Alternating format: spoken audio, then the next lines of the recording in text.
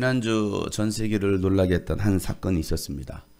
미국 아카데미 시상식에 우리나라 영화인 기생충이 사관왕을 휩쓸었다는 것이었어요. 어떻게 보면 아카데미 최고의 상인 작품상과 또 감독상을 거머쥐면서 전 세계 영화 팬들을 놀라게 했습니다. 여러분, 한 영화가 나오기까지는요, 많은 사람들이 참여했는데 그중 감독을 빼놓을 수 없겠죠. 봉준호 감독이 아카데미상을 받기까지는 그는 많은 과정들을 거쳐야 됐습니다. 흥행에 실패한 적도 있었고 또 성공한 적도 있었습니다. 이 모든 것들이 아카데미상을 받기까지의 과정이었어요. 그에게 이루고자 했던 한 목표, 꿈이 있었던 겁니다.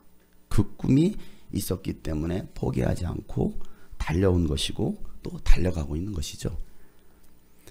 영화 한 편을 만드는 감독도 꿈이 있고 목표가 있는데 예수님을 구주로 믿고 하나님의 자녀가 된 우리에게는 과연 무엇이 있습니까? 하나님의 꿈이 있습니다.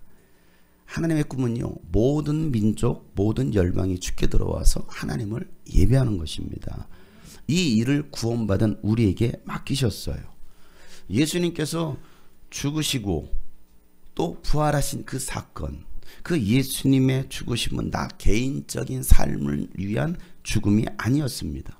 그분을 위한 새로운 삶으로 살아가라고 기꺼이 죽으시고 부활하셨다는 사실을 우리는 기억해야 됩니다.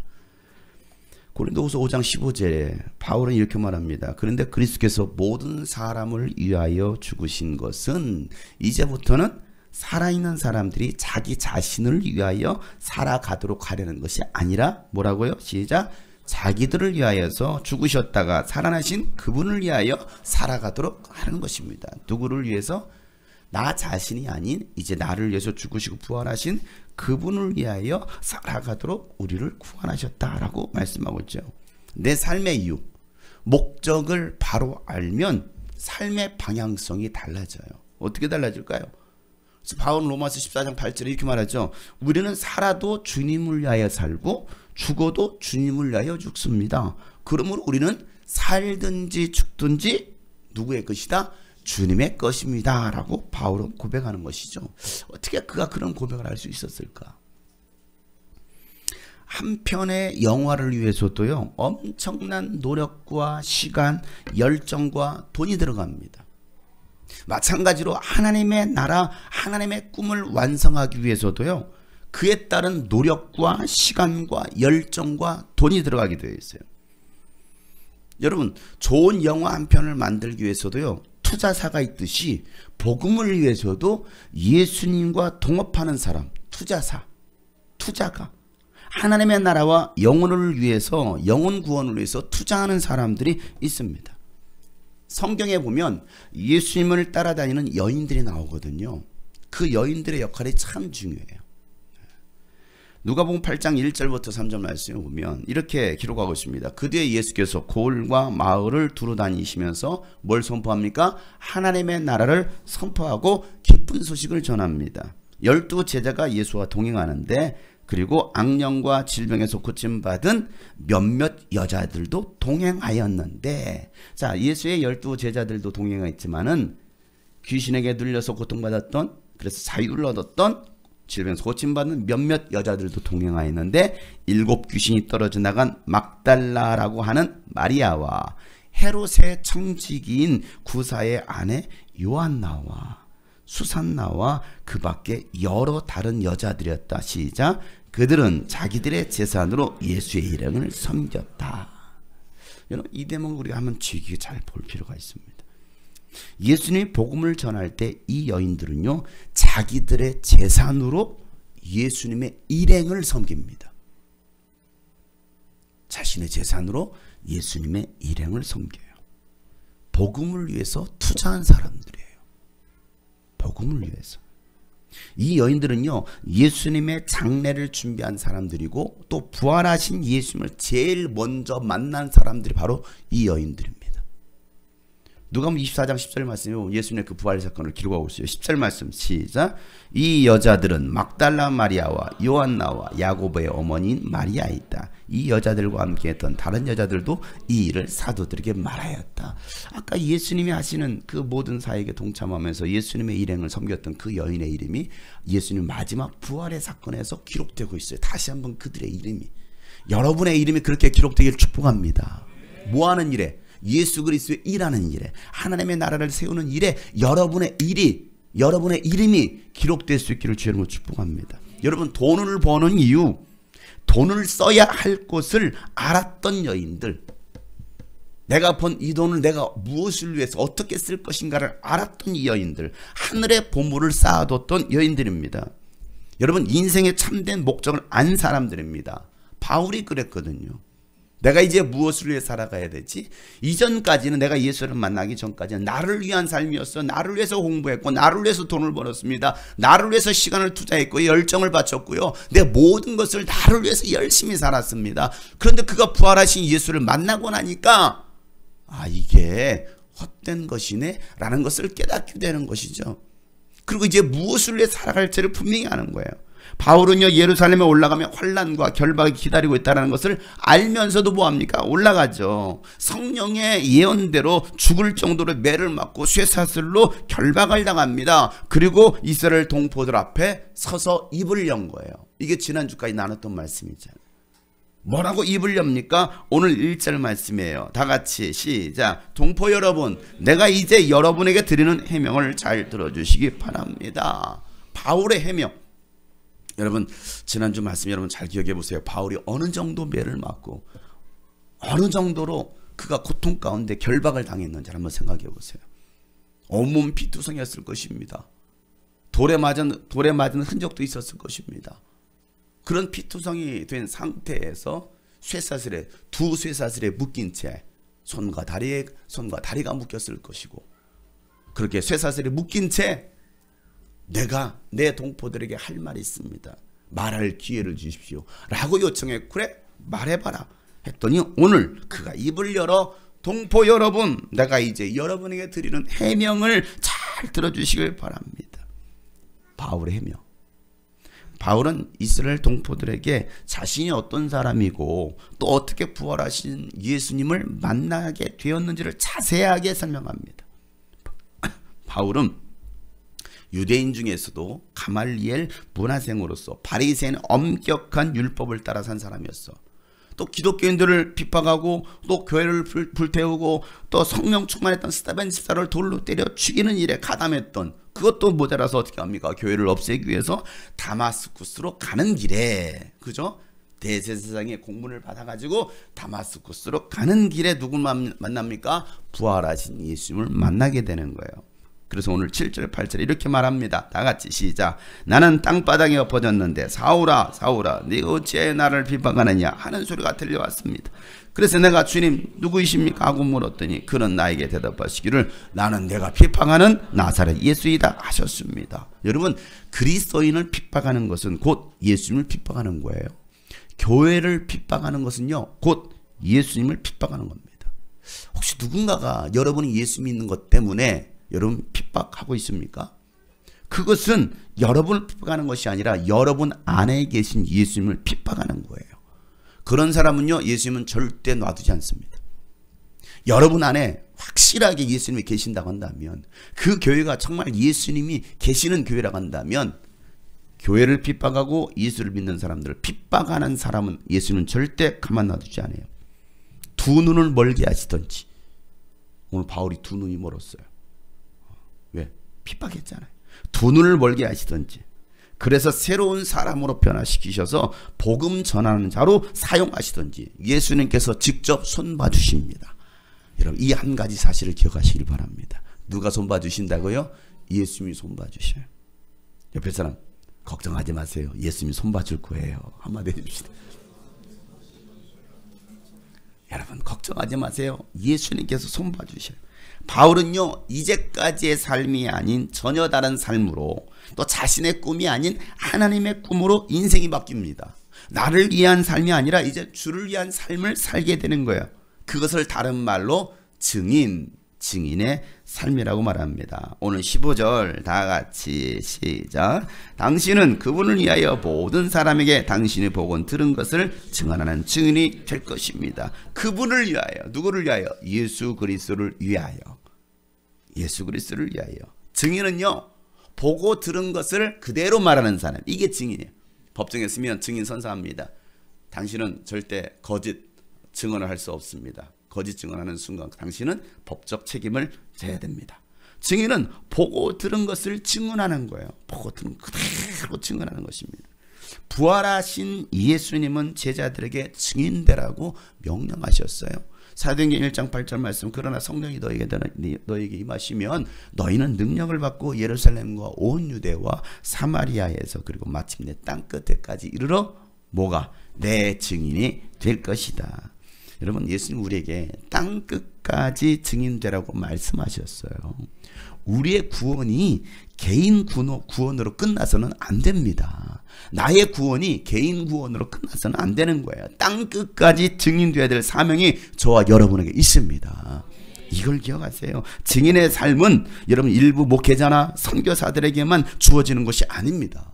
저와 여러분이 진짜 부활하신 예수님 믿고 다시 오실 예수님을 믿는다면 증인의 삶을 살아가는 것이 그리스도인의 삶입니다. 왜 우리는 이 말씀을 내 말씀으로 인정하지 않을까요?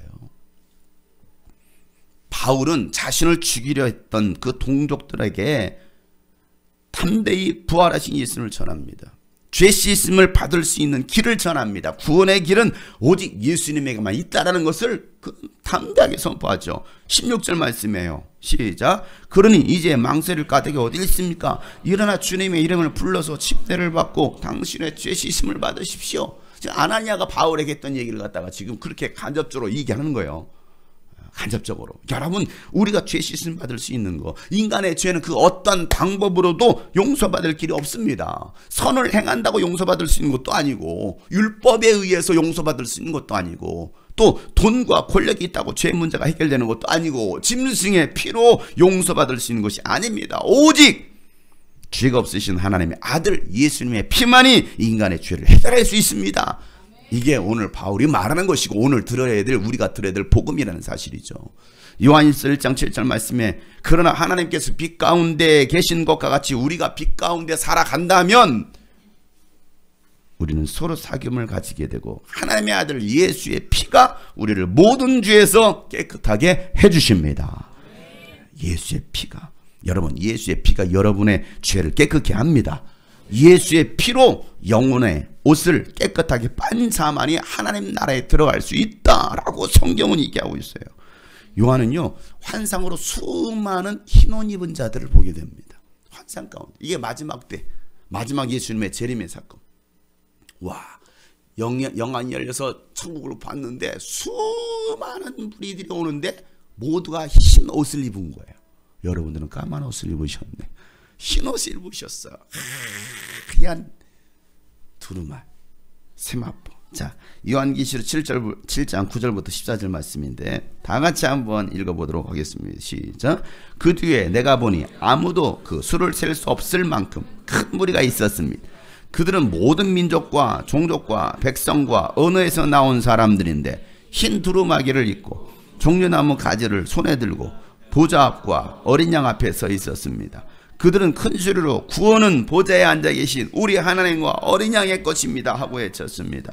모든 천사들은 보좌와 장로들과 네 생물을 둘러서 있다가 보좌 앞에 엎드려 하나님께 경배하면서 아멘, 찬송과 영광과 지혜와 감사와 존귀와 권능과 힘이 우리 하나님께 영원 무궁하도록 있습니다. 아멘 하고 말하였습니다. 그때 장로들 가운데 하나가 흰 두루마기를 입은 이 사람들은 누구이며 또 어디에서 왔습니까? 하고 나에게 물었습니다. 내가 장로님께서 잘 알고 계십니다 하고 대답하였더니 그는 나에게 이렇게 말하였습니다. 이 사람들은 큰 환난을 겪어낸 사람들입니다. 그들은 어린 양이 흘리신 피에 자기들의 두루마기를 빨아서 희게 하였습니다. 아멘. 그들은 어린 양이 흘리신 그 피에 자기들의 두루마기를 빨아서 희게 한 사람들, 이렇게 말하고 있어요. 여러분, 하나님 나라에 들어가기 위해서는요, 반드시 우리가 예수의 피로 우리 영혼의 그 옷을 빨아야 됩니다.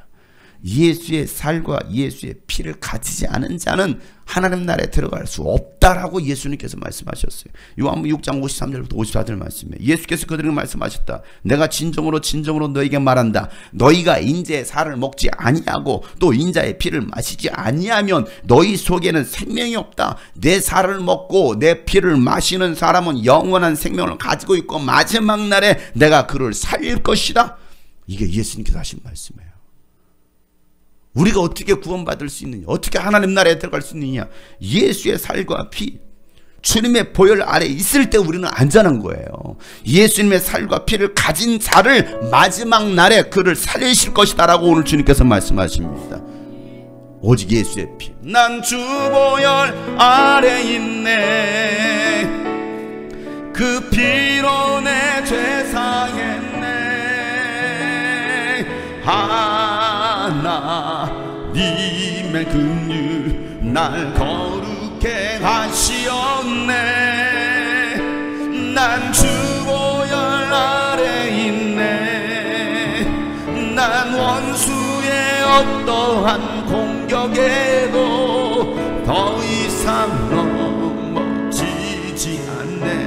난 주 보혈 아래 있네. 난 주 보혈 아래 있네. 난 주 보혈 아래 있네. 그 피로 내 죄 사했네. 하나님의 긍휼. 난 주님의 보혈 아래 있습니다. 난 주 보혈 아래 있네. 난 원수의 어떠한 공격에도 더 이상 넘어지지 않네. 난 주 보혈 아래 있네. 난 주 보혈 아래. 난 주 보혈 아래 있네. 난 주 보혈 아래. 난 주 보혈 아래 있네. 여러분, 예수의 피가 여러분의 죄를 깨끗게 합니다. 예수의 피가 여러분의 영혼의 옷을 깨끗하게 하시는 거예요. 그러니 너는 나의 살과 나의 피를 먹어라. 나의 살, 예수 그리스도의 말씀, 생명의 말씀을 먹고 그 예수의 피로 우리의 영혼을 날마다 깨끗게 빠는 자만이 하나님 나라에 들어갈 수 있다라고 오늘 예수님께서 말씀하셨다고 한다면 다른 방법이 없는 거예요. 다른 방법이. 그저 교회 열심히 다니고 출석한다고 하나님 나라에 들어가는 것이 아니라 날마다 예수의 살과 예수의 피를 먹고 마시고 있느냐. 오늘 우리는 이걸 다시 한번 또 점검해야 되는 거예요. 내 옷이 더러워졌으면 빨리 빨아야 되는 거 아닙니까? 여러분, 한 달이고 두 달이고 입고 다닙니까? 아니잖아요. 하루 입고 바로바로 빨지 않아요? 왜? 더러우니까, 냄새나니까. 그래, 오늘도 우리가 내 영혼의 영적 상태를 보고서 내가 예수의 피로 내 영혼을 또 깨끗게 빨아야 되고 내 영혼이 살기 위해서 예수 그리스도의 생명의 말씀을 계속 먹어야 하듯이 예수의 살과 예수의 피를 가진 자만이 하나님 나라에 들어갈 수 있다. 그들을 마지막 때 내가 살려낼 거다라고 예수님께서 말씀하시잖아요. 바울이 전하는 복음을 들었던 유대인들의 반응은 어떻습니까? 그들은 소리를 질러요. 소리를 질러. 기분 나쁜 거예요. 듣기 싫은 거예요. 22절에 사람들이 바울의 말을 여기까지 듣고 있다가 이런 자는 없애버려라, 살려두면 안 된다 하고 막 소리를 지릅니다. 여러분, 똑같이요, 복음을 들으면서도 복음을 듣고 회개하는 사람이 있는가 하면 그 말씀에 찔림을 받고 주께로 돌아오는 사람이 어떻게 하면 내가 구원받을 수 있습니까? 돌아오는 사람이 있는가 하면 복음을 듣고 소리를 지른 사람이 있어요. 듣기 싫어! 그만해! 나한테 말하지 마! 왜 그럴까요? 어떤 사람은 아 그래요? 그럼 나 어떻게 하면 될까요? 라고 나오는 사람이 있는가 하면 아 듣기 싫어! 그만해! 막 소리를 지른 사람이 있습니다. 복음을 더 받아들여야 될 이 이스라엘 동족들이 오히려 더 반대를 하고 바울을 죽이려고 합니다. 하나님을 안다는 사람들, 하나님을 믿는다는 사람들, 율법을 알고 있다라는 사람들이 오히려 더 막 대적을 하잖아요. 여러분, 복음을 받아들이던 반대를 하던 증인이 해야 할 일은요, 보고 들은 대로 전하는 겁니다. 때를 얻든지 못 얻든지 계속해서 복음을 전하는 거, 이게 증인이 해야 할 일인 거예요. 그래서 바울은요, 디모데후서 4장 2절에 그대는 말씀을 선포하십시오. 기회가 좋든 나쁘든지 기회가 좋든 나쁘든 꾸준히 복음 선포하는 것을 힘쓰라는 것입니다. 그리고 끝까지 참고 가르치면서 책망하고 경계하고 권면하라는 거예요. 여러분, 그럴 때 하나님께서 일하십니다.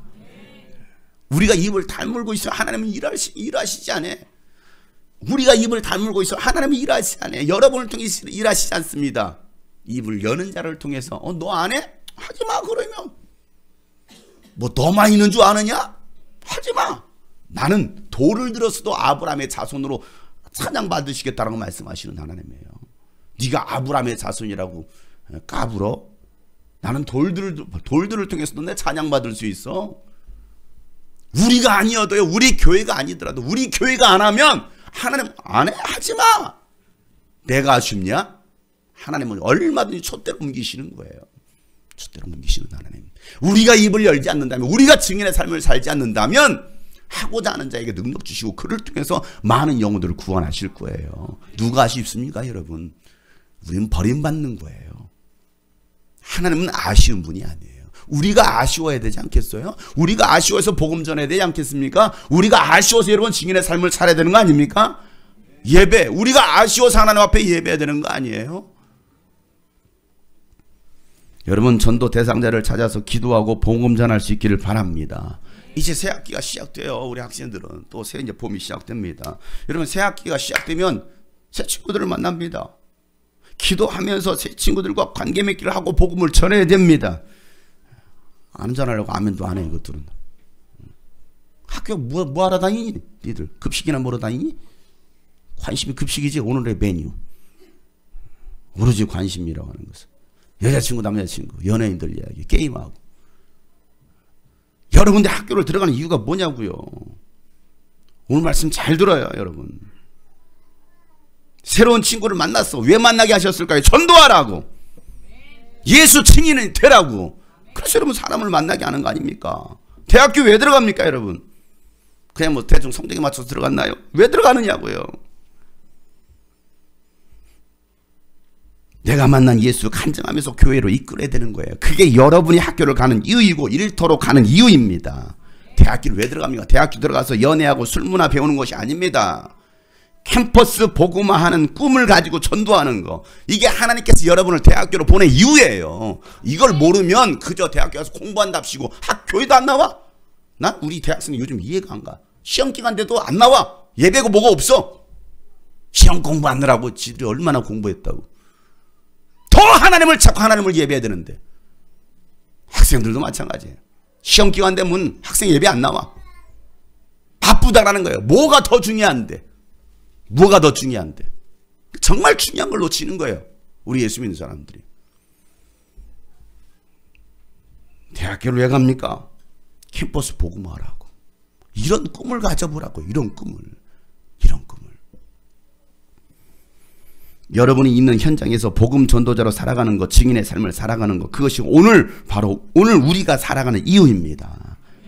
내가 무엇을 위해 살아갈 것인가. 지난주 3일 동안 익산 청광교에서 청소년 청년 연합 수련회 말씀을 전하고 왔어요. 코로나 바이러스 때문에 많은 집회들이 또 수련회가 취소되었는데 청광교 담임 목사님으로부터 그래도 은혜 받는 집회는 해야겠죠. 코로나가 문제입니까? 집회 해야 되겠죠? 하시면서 취소 안 하고 진행시키시겠다고 저한테 연락이 왔어요. 목사님 진행이 되겠죠? 예, 그럼요. 은혜 받는 게 중요하죠. 그냥 마스크 쓰고 그냥 무장하고 예배 방독면 쓰고 예배하면 되죠 뭐. 예배가 중요합니다. 예, 그래야죠. 해야죠. 그래서 말씀이 집회가 진행됐습니다. 모든 순서는 다 그냥 중간중간 했던 걸 프로그램 다 빼버리고 그냥 오로지 말씀만. 제가 4번 설교했어요. 4번 설교. 유일하게 그거 하고 왔어요. 첫날 저녁부터 4번 집회를 인도했는데요. 전에 집회 1시간씩 찬양인도 하라고 했거든요. 진짜 1시간씩 찬양인도 했어. 그 청년들, 연합 청년들이 처음에는요, 그 찬양할 때 부르니까 정말 애들이 움직이지도 않아.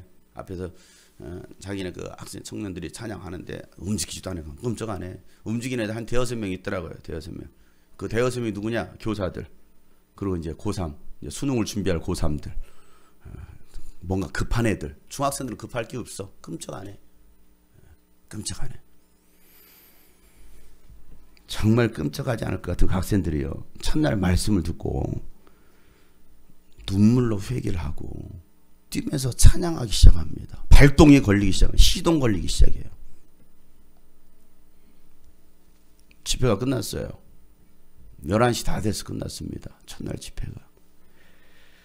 집회 끝났는데 저 뒤에 있었더니 제가 또 안녕히 가세요 인사하고 있었더니 8살 된 남자가 이렇게 쭈삐쭈삐 저 옆에 오더니만 안녕하세요 인사하는 거예요. 그래 안녕 반갑다 했더니 저한테 목사님 오늘 말씀 재밌었어요 그러더라고요. 그래 고맙구나 그랬더니 그 아이의 엄마가 걸어오더니 하나씩 하시는 소리가 목사님 이 아이가 한 번도 안 졸았어요 라는 얘기였어요. 평상시 존다라는 거죠.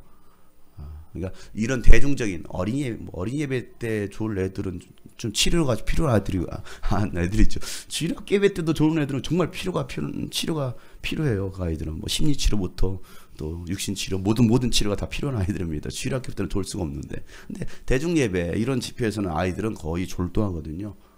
근데 이 아이가 한 번도 안 졸았어요라는 그 얘기를 합니다.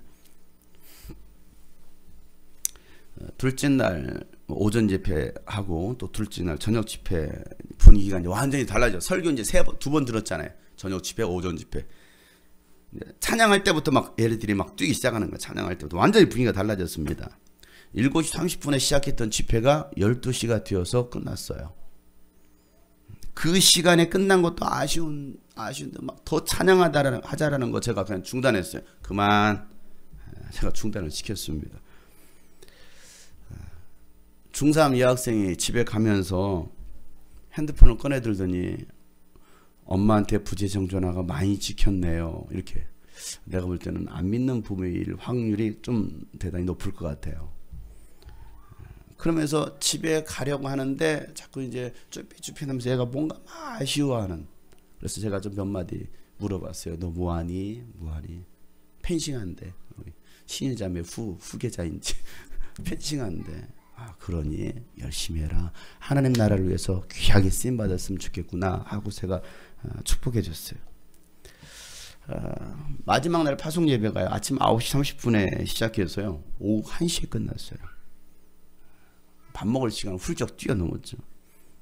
말씀 듣는 내내 저도 뭐 3시 4시까지 하라면 계속 할 수 있었는데 나도 배가 고파가지고 1시에 중단을 했어요. 1시 끝나는데 아이들의 말씀을 들으면서요 막 울어요. 우리 아이들은 말씀을 들으면서 막 졸아요. 근데 그 아이들은 말씀을 들으면서 막 울어요. 뭐가 다른 것일까요? 뭐가 다릅니까 여러분? 그런 말씀을 처음 들어봤고 여러분들 너무 많이 들어서요. 말씀을 들으면서 아이들은 막 울기 시작해요. 함께 했던 어른들 몇몇 또 성도들 앉아서 막 눈물을 흘립니다. 예배가 끝나고 한 학생은요. 목사님 제가 천사를 봤어요.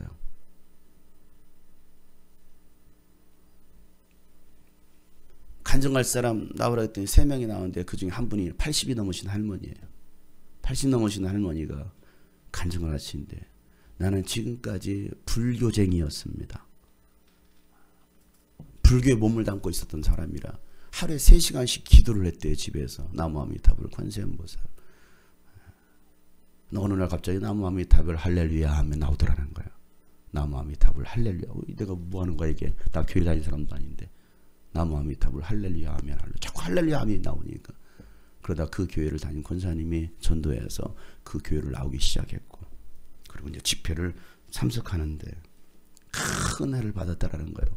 그 둘째 날 저녁 집회 끝나고 집에 돌아가는 길에 막 눈이 갑자기 막 눈이 시원해지더라는 거예요. 눈이 막 시원해져서 이게 도대체 뭔 일이야 하고서 집에 돌아가서 아침에 자고 일어났는데 잘 보이지 않던 눈이 밝아진 거예요. 그분은 백내장 수술을 했습니다. 그런데 눈이 더 안 보이기 시작했어요. 그래서 원광대학교 병원에 예약까지 잡아놓은 상황이었습니다. 근데 전날 저녁 집회 참석하다가 눈이 시원한 것을 경험하더니 눈이 밝아진 거예요. 그래가지고 놀래가지고 이분이 와서 간증하는 거예요. 하나님께서 제 눈을 치유해 주셨습니다. 고쳐주셨습니다. 여러분, 많은 분들이 그런 치유와 회복을 경험하고 살아계신 하나님을 만났습니다. 여러분, 제가 한 것은요, 제가 만난 부활하신 예수, 살아계신 예수님을 전한 거예요. 다른 거 없어요. 오직 복음, 오직 성경, 오직 예수 그리스도를 전했더니 구원의 역사가 일어난 거예요. 여러분, 교회 다닌다고 천국 가는 게 아니고 예수를 믿어야 됩니다. 예수 만나야 됩니다. 를 거기에서도 동일하게 외쳤어요. 목사라고 장로라고 집사라고 천국 가는 것이 아니라 예수를 믿어야 됩니다. 저는 오로지 복음 전한 거 외에는 아무것도 없어요. 늘상 하듯이, 여기서 하듯이, 캠프에서 하듯이 저는 동일하게 했어요. 사랑하는 성도 여러분, 여러분의 삶에도 이런 동일한 복음의 역사가 일어나길 주의 이름으로 축복합니다. 예수 증인의 삶이 일어나서 많은 영혼이 주께로 돌아오고 많은 열매를 맺는 2020년도가 되기를 예수 이름으로 축복합니다.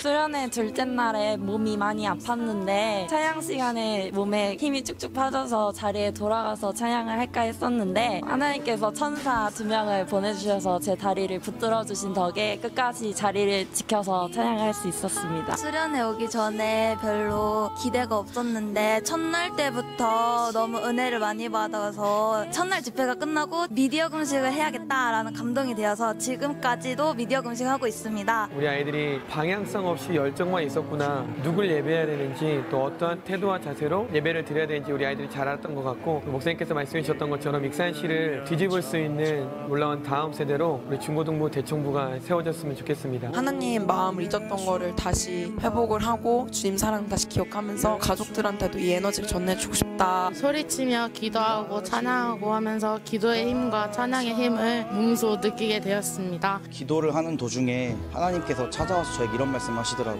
너를 바라보지 말고 예수인 나를 바라봐. 그러면 이길 수 있어. 저를 바라보고 낙심하고 낭망하는 것이 아니라 오직 예수 그리스도 하나님만을 바라보고 나아가기로 오늘 결단했습니다. 항상 제가 너무 부족하고 아무것도 아닌 익산 시골에 사는 한 청년이라고 생각하면서 많이 저를 제한했던 부분이 많았는데, 장영석 목사님의 설교를 통해서 저가 하나님이 원하시는 그 한 사람이 돼서 이 익산시를 바꾸는 사람이 되어야겠다라는 결단을 하게 되었고, 앞으로 하나님만 바라보면서 주님의 일을 하는 그런 예배자가 되고 싶습니다. 처음 시작 때부터 너무나 큰 은혜가 있었고요. 마지막 날에는 아이들이 정말 모두가 다 뛰면서 찬양했어요. 너무 감사했습니다. 겟세마네 동산에서 기도하실 때 제자들은 자고 있었잖아요. 근데 이 시대에 저희들은 깨어서 기도할 수 있는 그런 제가 돼야겠다고 다짐했고, 예수님을 예수님으로 인정하지 않고 하나님을 진정으로 예배하지 않았던 저를 회개할 수 있게 해주셔서 너무나 감사드립니다. 이번 수양이 어떠셨나요? 예배를 항상 드리지만 기도도 1시간 이상씩은 하지만 주님이 원하시는 찬양과 주님이 원하시는 기도를 다시 한번 배운 것 같습니다.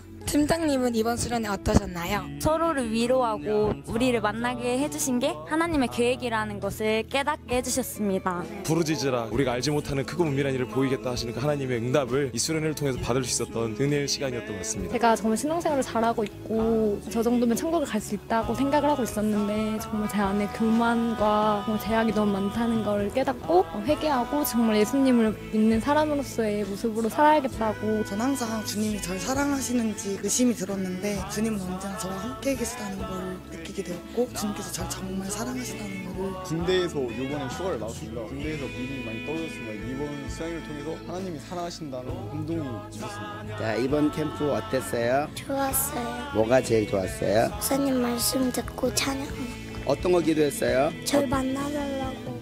예수님 만났어요? 네. 어떻게 만났어요? 기도해서 만났어요. 하루에 1~2장씩 말씀 읽을 거고 주일마다 교회 꾸준히 나가서 예배 드릴 거예요. 예수님 사랑해요.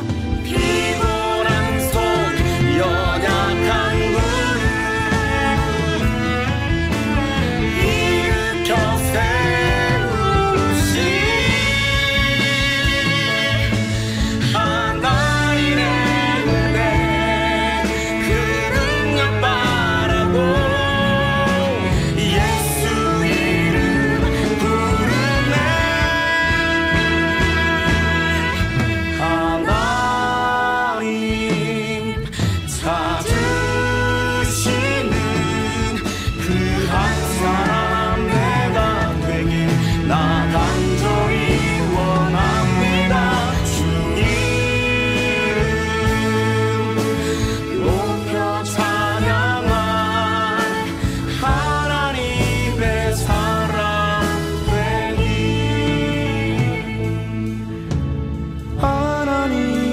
사람 되기.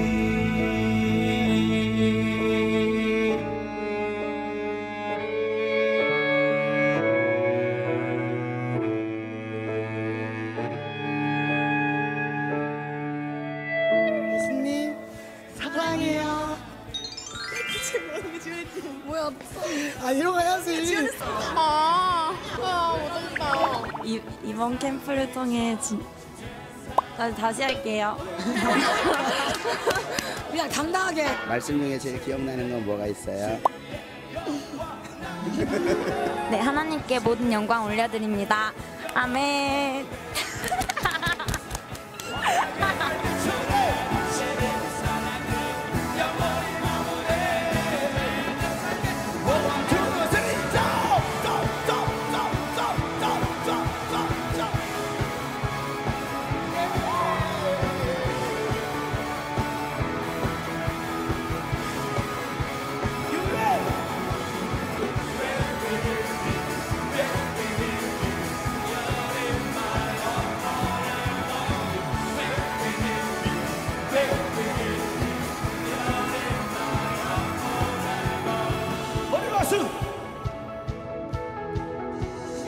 오늘 밤에 성령께서 강력하게 기름 부어주실 것입니다. 주님의 은혜를 사모합니다. 이렇게 고백합시다. Forever, forever, forever in your love. Forever, forever, forever in your love. Forever. 두 손 높이 들고 영원하신 주님의 사랑을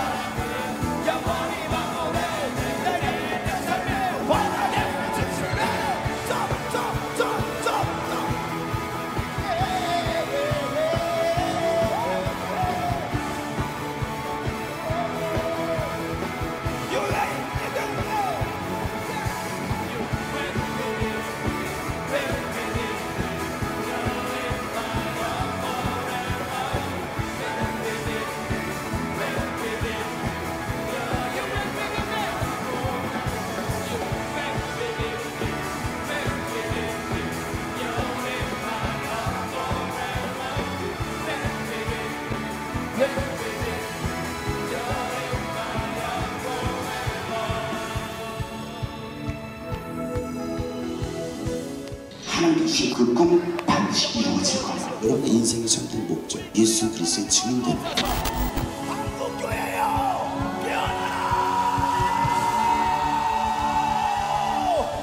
주님 앞에 소리 질러!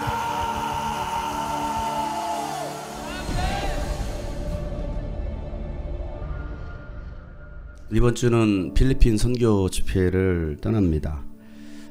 두 번의 선교팀 집회하고 또 한 번의 그 필리핀 아이따 마을 원주민 집회가 계획되어 있습니다. 저는 그곳에 가서 또 복음을 전할 겁니다. 내가 만난 예수 그리스도. 여러분의 기도가 필요하고 많은 동역이 필요합니다. 한 손엔 복음을, 한 손엔 사랑을 가지고 또 그들에게 복음을 전할 것이죠. 이스라엘 백성들처럼 닫힌 마음이 아니라 열린 마음이 되어서 예수 그리스도를 받아들이고 또 치유와 회복과 구원의 역사가 일어날 수 있도록 여러분 기도해 주시기를 바랍니다. 필리핀 선교를 위해서는 함께 기도해 주세요. 누가 선교합니까? 선교하려고 하지 마시고요. 예수님부터 믿으시길 바랍니다. 여러분만이라도 진짜 예수님 가신 그 길을 따라갈 수 있는 그런 헌신자들, 순교자들, 선교사들 되시길 주님을 축복합니다. 아시아 최초 기독교 국가인 필리핀은 많은 이단 종교들이 기독교로 치부되는 안타까움과 이슬람의 세력이 계속해서 확장되어지고 있는 땅입니다. 기독교가 90%임에도 불구하고 개신교는 8%에 불과합니다. 첫 사역지는 마닐라에서 차로 4시간 이동하면 도착하는 아에따 마을입니다. 필리핀 원주민인 이들은 노예 출신으로 지금도 필리핀 사람들에게서조차 멸시를 당하며 사회와 고립된 생활을 하고 있습니다. 교육도 받을 수 없고 직업도 가질 수 없어 수렵과 채집으로 생계를 이어가고 있습니다. 아이들은 외부에서 온 한국인들이 그저 반갑기만 합니다. 선교팀은 조별로 나뉘어 탈개동 선교회 성도들의 가정을 방문하여 준비해간 닭으로 요리를 해주며 식사를 대접하고 가정의 필요를 채워주는 시간을 가졌습니다. 세계 3대 빈민지역으로 알려진 바세쿠는 필리핀 수도 마닐라의 빌딩숲 뒤에 위치한 빈민촌으로 쓰레기와 매춘, 마약과 장기 밀매 등 위험한 환경에 주민과 아이들이 노출되어 있는 곳입니다. 이게 다 모기들 애벌레 추운 것 같아. 둘이 떠 있는 거. 쓰레기 매립장 위에 세워진 교회에 하루 한 끼 식사를 배급받기 위해 모인 아이들이 우리를 환영해 줍니다.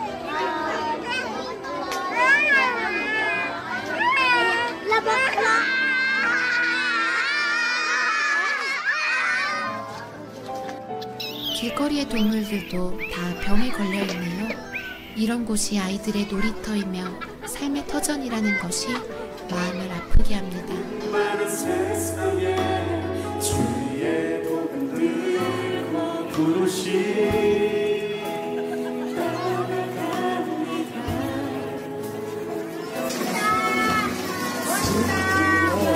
멋있다. 300명의 아이들에게 제공되는 한 끼 식사비는 150불. 우리 돈으로 18만 원 정도 됩니다. 먹을 것이 없고 의료 혜택을 받지 못해 피부병 등 온갖 질병과 굶주림으로 아이들이 고통을 당하고 있습니다. 드디어 배식 준비가 끝났습니다.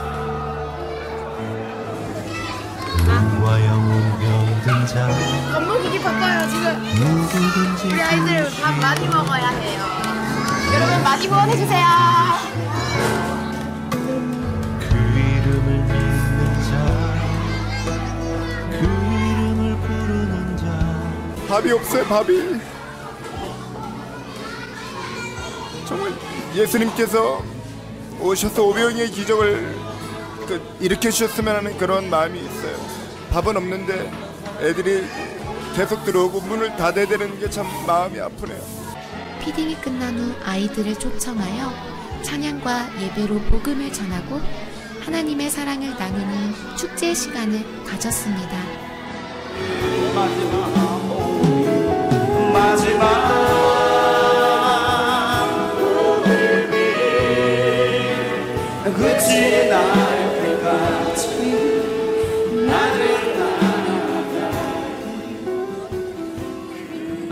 오늘도 주님은 우리를 부르시고 계십니다. 누가 나를 위해서 가겠느냐? 누가 나를 위해서 가겠느냐? 네가 살아가는 이유가 도대체 무엇이냐? 돈을 버는 이유, 공부하는 이유가 무엇이냐? 예수님은 저와 여러분의 복음을 위해서 증인의 삶을 살기를 바라십니다. 그 길 따라 오늘도 우리는 한 걸음씩 나아가기를 간절히 소망합니다. 가든지 보내든지 여러분, 그들이 다 선교사들인 거예요. 누가 이 일에 함께 할 거냐? 누가 함께 할 거냐? 오늘 말씀을 기억하시며 함께 기도했으면 좋겠습니다. 하나님, 내가 정말 주님의 말씀처럼 어떤 상황 속에서 어떤 환경 속에서도 그리스도의 복음을 들고 하나님 증인의 삶을 살아가는 데가 되기 원합니다. 그런 마음의 결단이 우리 안에 있었으면 좋겠습니다. 민족의 가슴마다 민족의 가슴마다 피 묻은 그리스도를 심어 이 땅에 흐른 그리스도의 계절이 오게 하소서 오게 하소서. 이 땅에 하나님의 나라가 이 이 땅에 하나님의 나라가 이루어지게 하옵소서. 모든 사람의 마음과 모든 사람의 마음과 교회와 가정에도 하나님 나라가 임하게 하여 주소서. 주의 청년들이 예수의 꿈을 꾸고 인류 구원의 환상을 보게 하소서.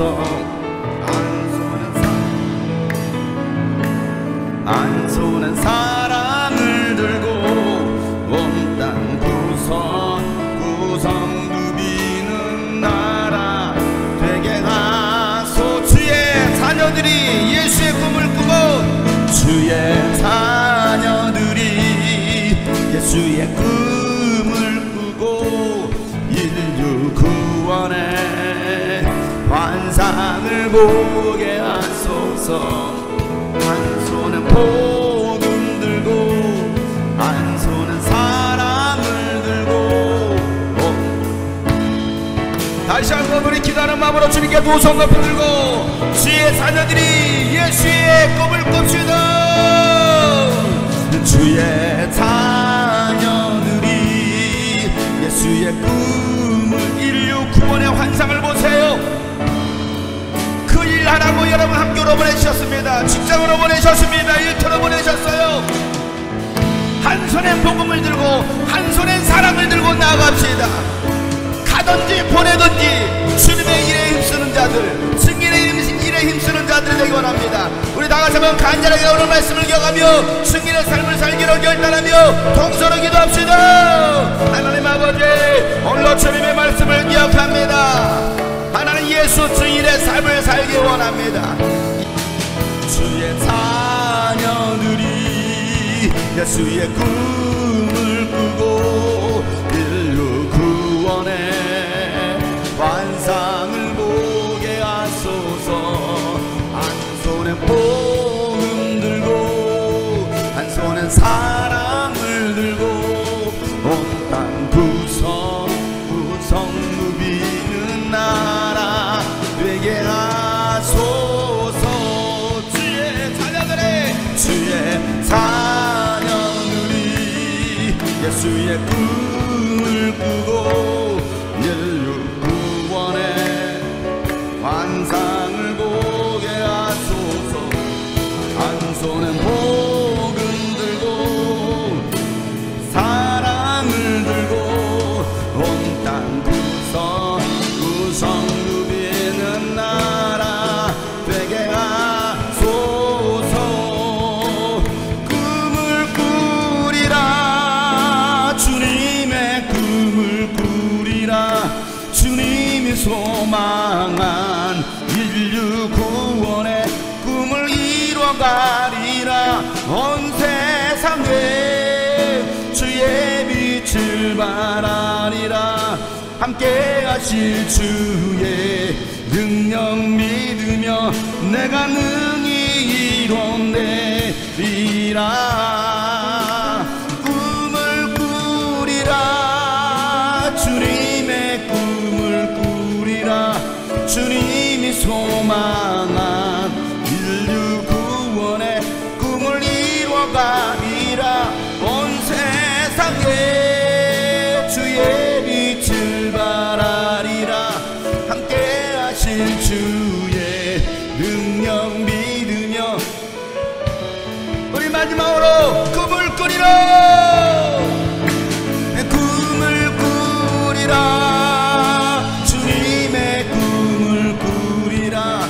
주님이 소망한 인류 구원의 꿈을 이뤄가리라. 온 세상에 주의 빛을 발하리라. 함께 하실 주의 능력 믿으며 내리라. 하나님 아버지, 어떠한 상황 속에서도 증인의 삶을 살아가기로 결단하는 우리 성도들 되게 하시고, 하나님 그래서 많은 영혼을 주께로 인도할 수 있도록 우리 성도들과 우리 교회를 사용하여 주시옵소서. 하나님, 복음을 두려워하는 것이 아니라, 증인의 삶을 두려워하는 것이 아니라 내 생에 가장 기쁜 일이요 내 생에 최고의 아름다운 일임을 우리가 깨닫고, 하나님 잃어버린 한 영혼을 구원하기 위해서, 열방을 구원하기 위해서, 이 민족을 구원하기 위해서 우리의 삶을 드리고, 하나님 우리의 물질을 쓰고 시간과 열정을 쓸 수 있는 우리 모든 성도들 되게 하여 주옵소서. 하나님의 나라 일에, 예수 일에 동업하는 자들 되게 도와주시고 투자하는 자들 되게 하여 주시옵소서. 오늘도 주님의 은혜 감사함으로 귀한 예물을 드립니다. 11조로 주일 예물로 감사한금 성경으로 드려지는 모든 예물을 받으시고, 이 예물이 정말 하나님의 나라를 세우는 일에 귀하게 물질이 쓰여지게 하여 주시옵소서. 이제는 우리 구주 예수 그리스도의 은혜와 하나님 아버지의 놀랍고도 지극하신 사랑과 성령님의 감화 감동 교통 충만하심이 증인의 삶을 살기로 결단한 모든 하나님의 사람들 머리 위에 이제로부터 영원토록 함께 하시기를 간절히 축복하며 기도하옵나이다.